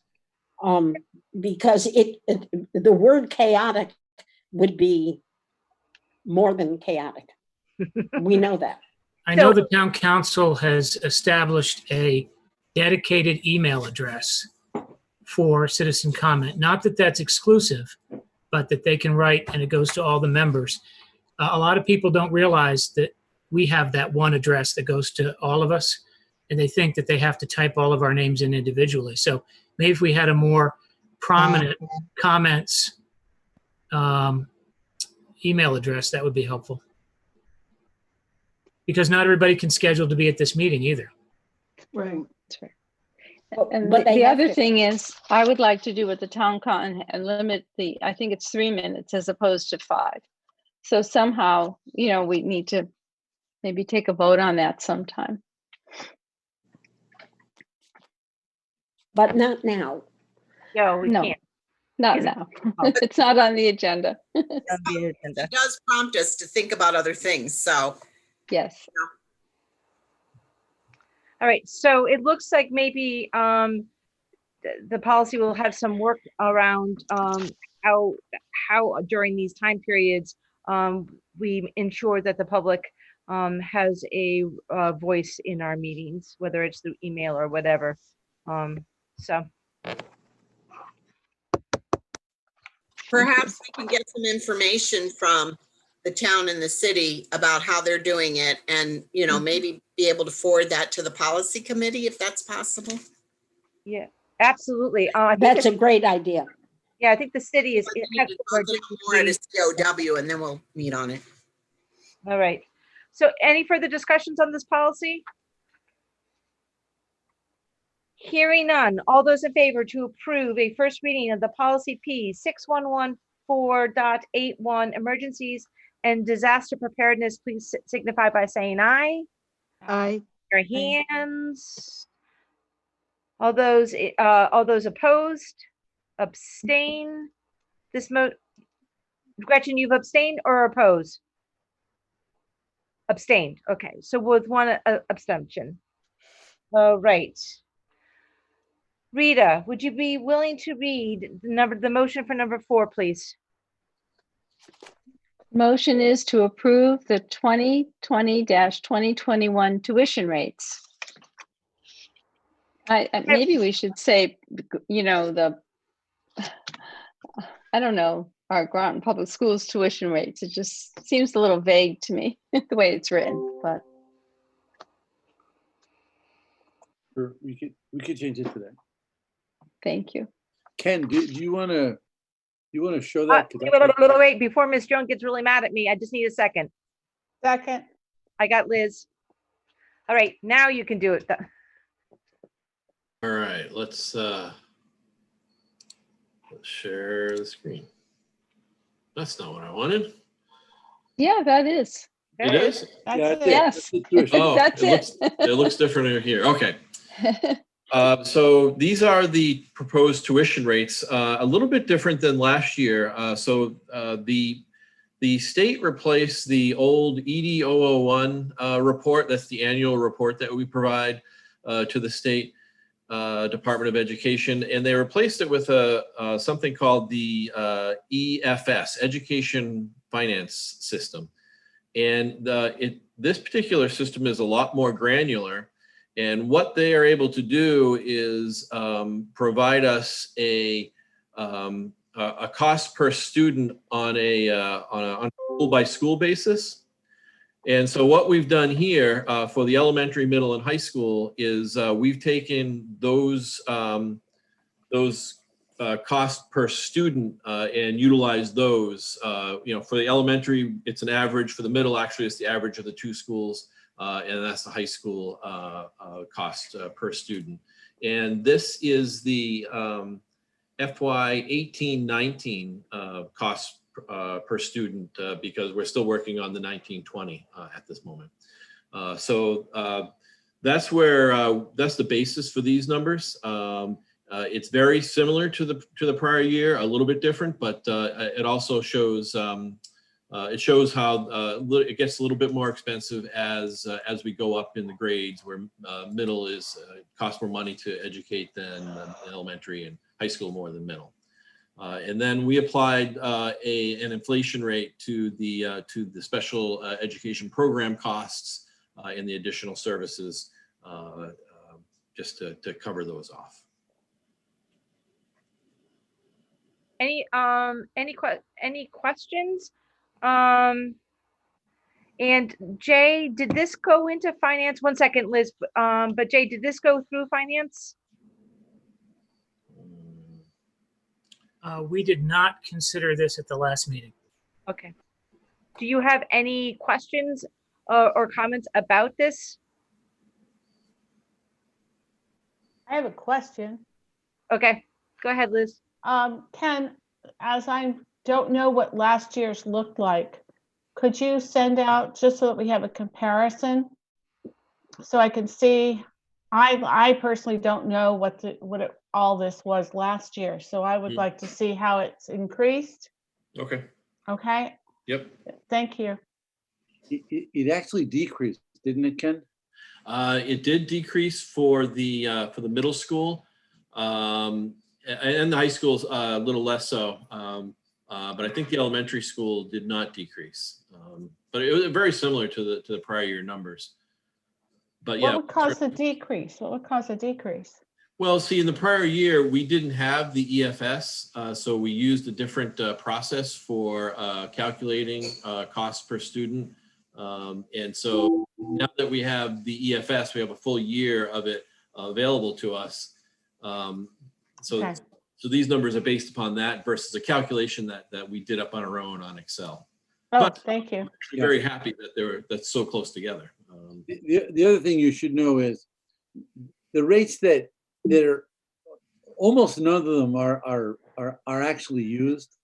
Occasionally, special education rates are. So Ken actually adjusted those special education rates. It's extremely rare that we have someone. So the reason, and I apologize not going, I didn't catch it to go to the finance committee. The reason we did it now is because as school is starting, occasionally a school district will call us up and say, what are your rates for this year? It's something that's on our grid that we should have picked up. I apologize. Hey, Kim? Absolutely, Rita. Yes. At one time, the middle schools their tuition was always much higher than the elementary and the high schools. And it was due to the fact that we had 3 middle schools. The buildings were more expensive to run. Then we went down to 2, and now we have 1. So it's great that the rate has come down. So that's all because of consolidation. We lost 15 FTEs. You're right, Rita. Yes. Yeah. Well, and it was also because of the fuel. It was everything from electricity to the expenses of having the 3 schools. And so it's changed quite a bit. Right. That's great. Any other discussion on this? Okay, people have changed on my screen. I was just trying I'll to stop sharing so you can see better. Here we go. no, but like people have moved around on my screen. Yeah. It's just not fun. All right. So if there's no more discussion, I'm going to put this towards a vote. So all those in favor to approve the Groton School District's 2020 to 2021 tuition rates, please say aye or signify. Aye. All right. Opposed? Abstained? This motion has carried. Thank you. Jay, would you be willing to read number 5, please? I move that we approve the treehouse rates. Can I have a And- second? Second. Oh, sorry, Jay. Were you gonna say something else? I'm sorry, I interrupted you. That wasn't me. I said Jay. No? Oh, I was just asking if, I was thinking in my head, should these have dates? But it just says to approve the treehouse rates, so. So Anyway, maybe we need to put to approve the treehouse rates for the school year 2020 to 2021. well, I'm it trying might to- change. I'm trying to share here, excuse me.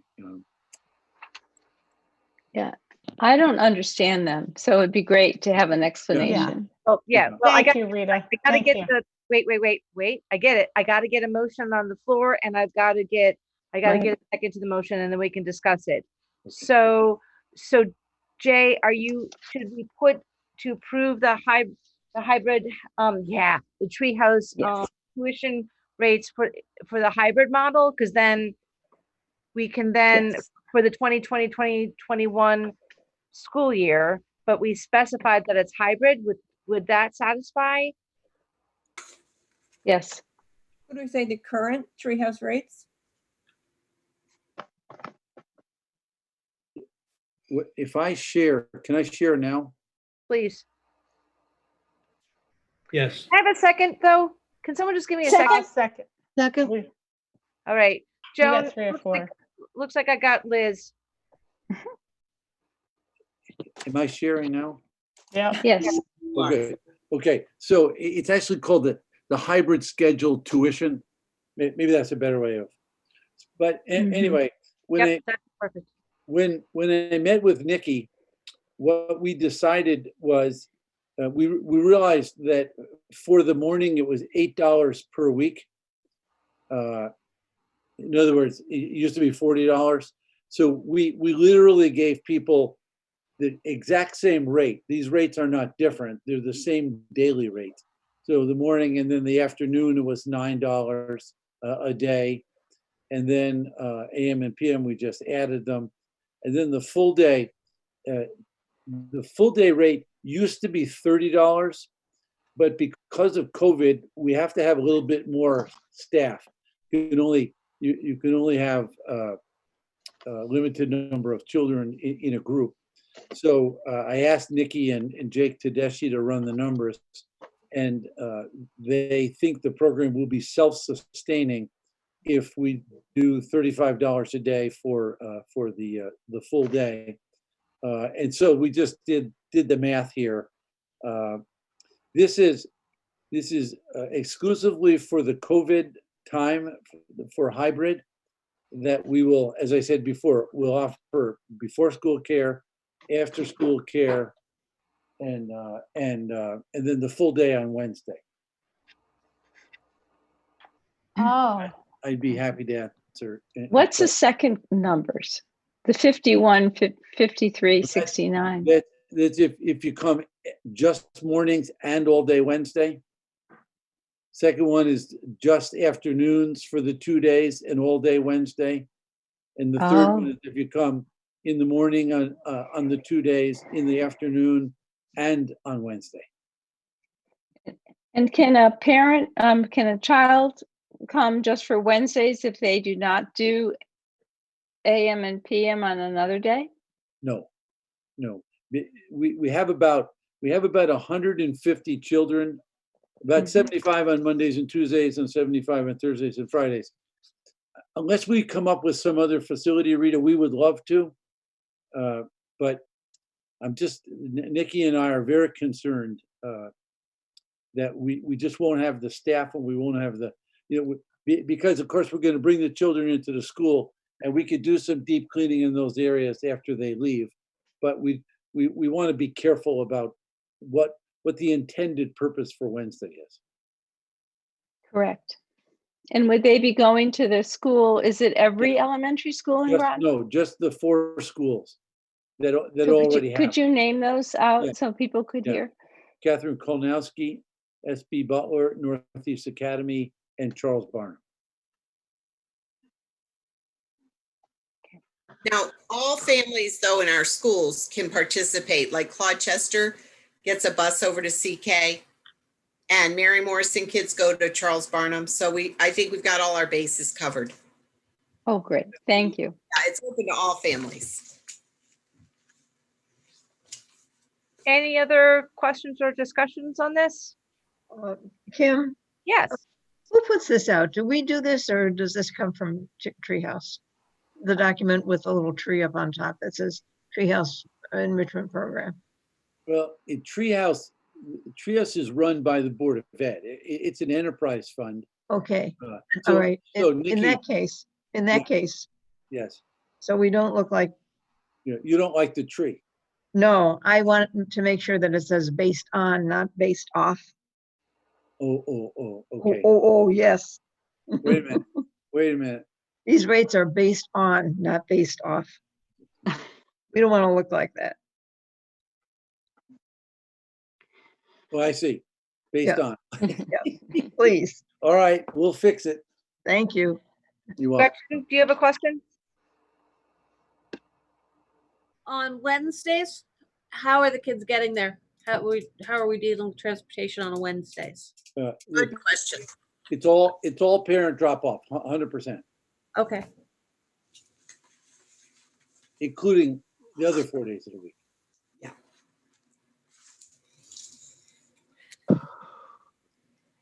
Any other questions? I guess that includes pickup, right? Yes. Yes. All right. Hearing no other discussion. I am going to, Rita. Can you just give us the times? Yes. It's 6:30 in the morning until, well, actually, I think she was going to change it. Normal times are 6:30 in the morning to 6 o'clock at night. I think for this purpose, at least, you know what? I don't want to guess, Rita. Let me get back to you on that. I'm sure it will be, well, I think. Okay, but you know what? It's not part of this motion and it's not part of the discussion. So if you could just throw it, the board. I'll send a note tomorrow. I'll get. And parents need to know. Yeah. Yes. Yeah. All right. So, do I hear that the motion should read the hybrid schedule tuition adjustment?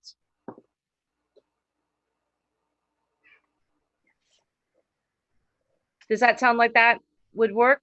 Sure. Yes. So the treehouse, so the motion, all those in favor to approve the motion of the treehouse hybrid schedule tuition adjustment, please say aye. Aye. Hi. Opposed? Gretchen, are you opposing? Abstain? Unmute. All right. So that motion has passed.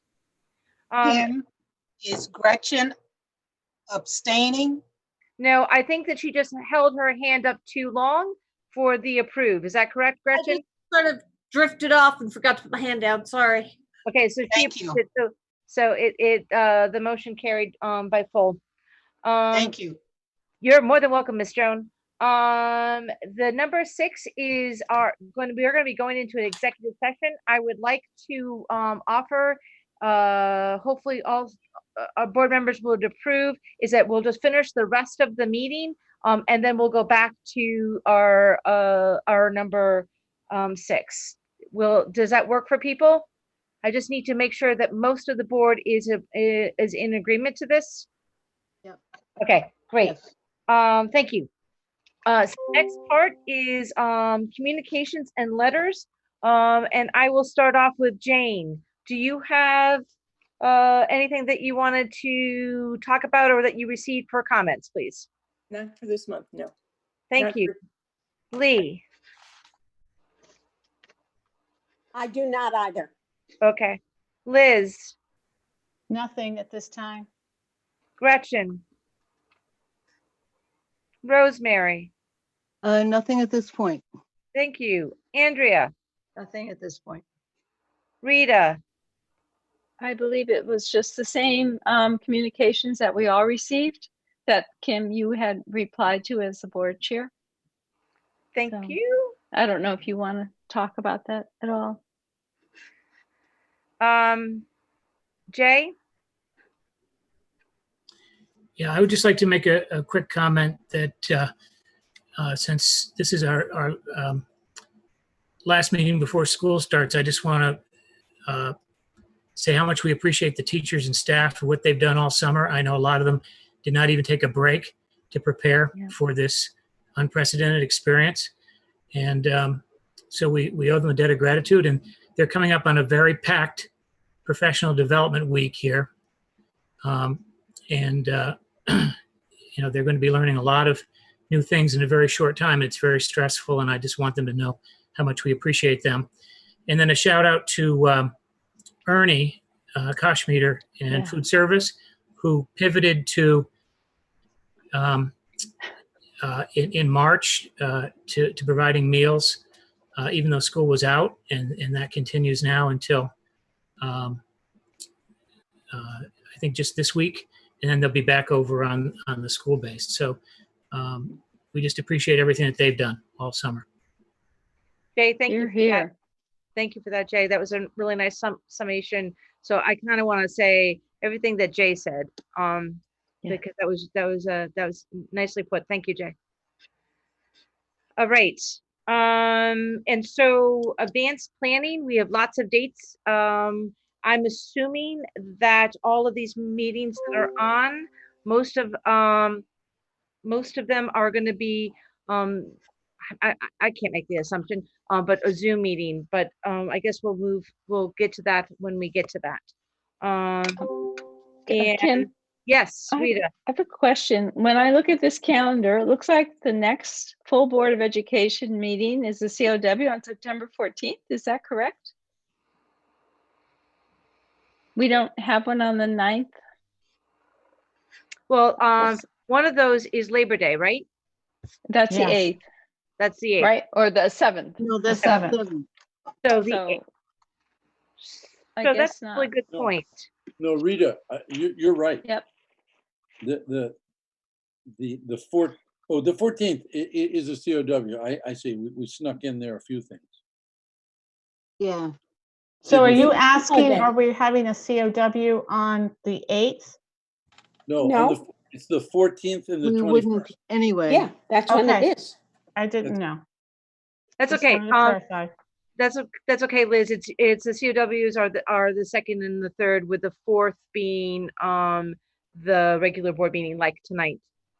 It's just that, you know, it just seems so odd that school will be starting and we won't have a meeting to hear how, it's always like, we always hear how it goes. And Rita, I wouldn't hold your breath, because the way that things are moving so quickly, my guess is that Mike and I are going to find, like, we'll have a ton of things we're going to need to have the board make decisions on. So don't get too excited that we're not meeting until. no, I'm not. I was just curious. I wanted to make sure I was reading it correctly. It's like, don't go on vacation, huh? Yeah. Yeah, don't leave the country. Yeah, and so the next, I am really sorry.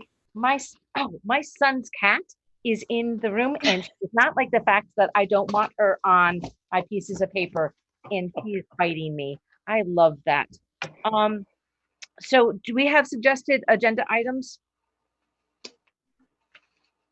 Yes, Jay had sent out a newspaper article from a superintendent in California that was doing like a virtual learning for students to help with technology. And they actually could come to school on their virtual days. And it was just this wonderful plan. And I was hoping all the board read that and maybe we could talk about some different options for our working parents and also the students who need help with technology. You know, Dr. Grenier mentioned something to us about Jerry Locken and Park and Recs, maybe using Fitch Middle, the community area. So maybe we could have that could be on Sure. our September 14th agenda. Yes.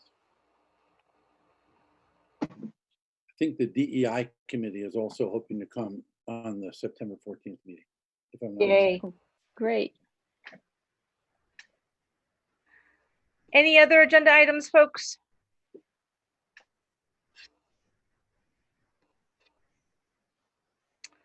All right, I am now moving us back up to number 6, and I need to have a motion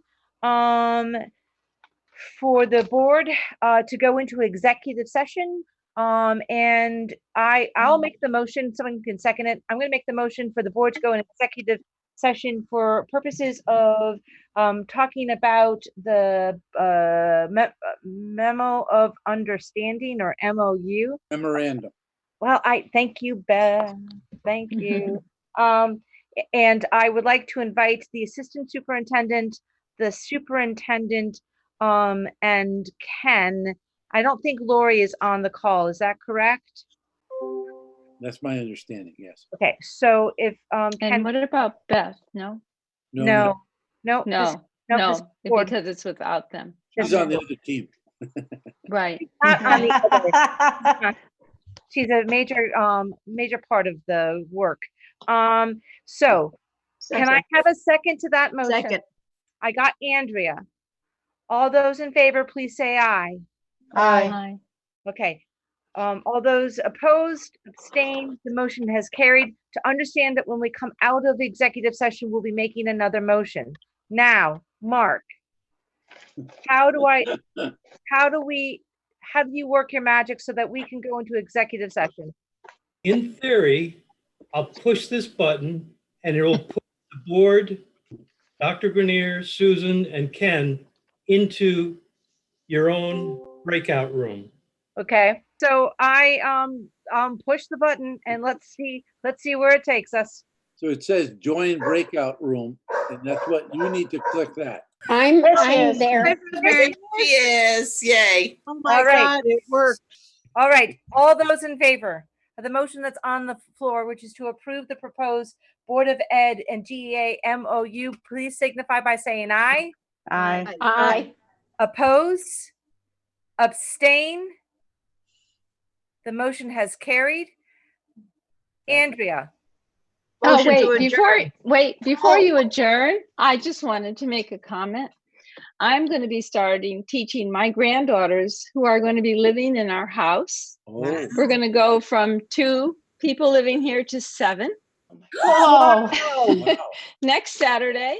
So Wow. they start school August 31st. It's all online in DC, and with a new baby and both parents working full time, they were overwhelmed. So I'm going to be teaching again. And Good for the you. difficult part is that one is 90% Spanish immersion and the other is 50-50 in first grade. Wow. So I also have to relearn my Spanish. So Good for you. Good luck to you, So- Rita. so Good that's luck. why when I saw that we weren't having a meeting till September 14th, I was very excited. Rita, that's not how it came off. It looked like you wanted that meeting. I know. No, I was really happy. So Andrea, Beth, we're off Motion and to running, Beth. adjourn. can I have a second? We're off and running. Second. All those in favor, please say aye. Aye. Aye. Oppose? Microphone's on. Motion has carried. And Stay guys, well. good Good work. luck, Beth. Thank you Night, all. everybody. So Mike, Mike, are you going to send that to me? Where are you? You keep moving. Yes. Yeah. I'll send you the minutes as soon as I get them in the morning. Okay, and then I'll sign it and return it. Oh, I see what you mean, yeah. And Kim, you'll sign it? Yes. All right. We'll send it to you, and We'll and I'll get a see you copy. I'll see you Wednesday morning. Yep. Okay. Bye, everyone. Bye. everyone. Good luck, Beth. Thanks. Night, Mark. Good night, Beth.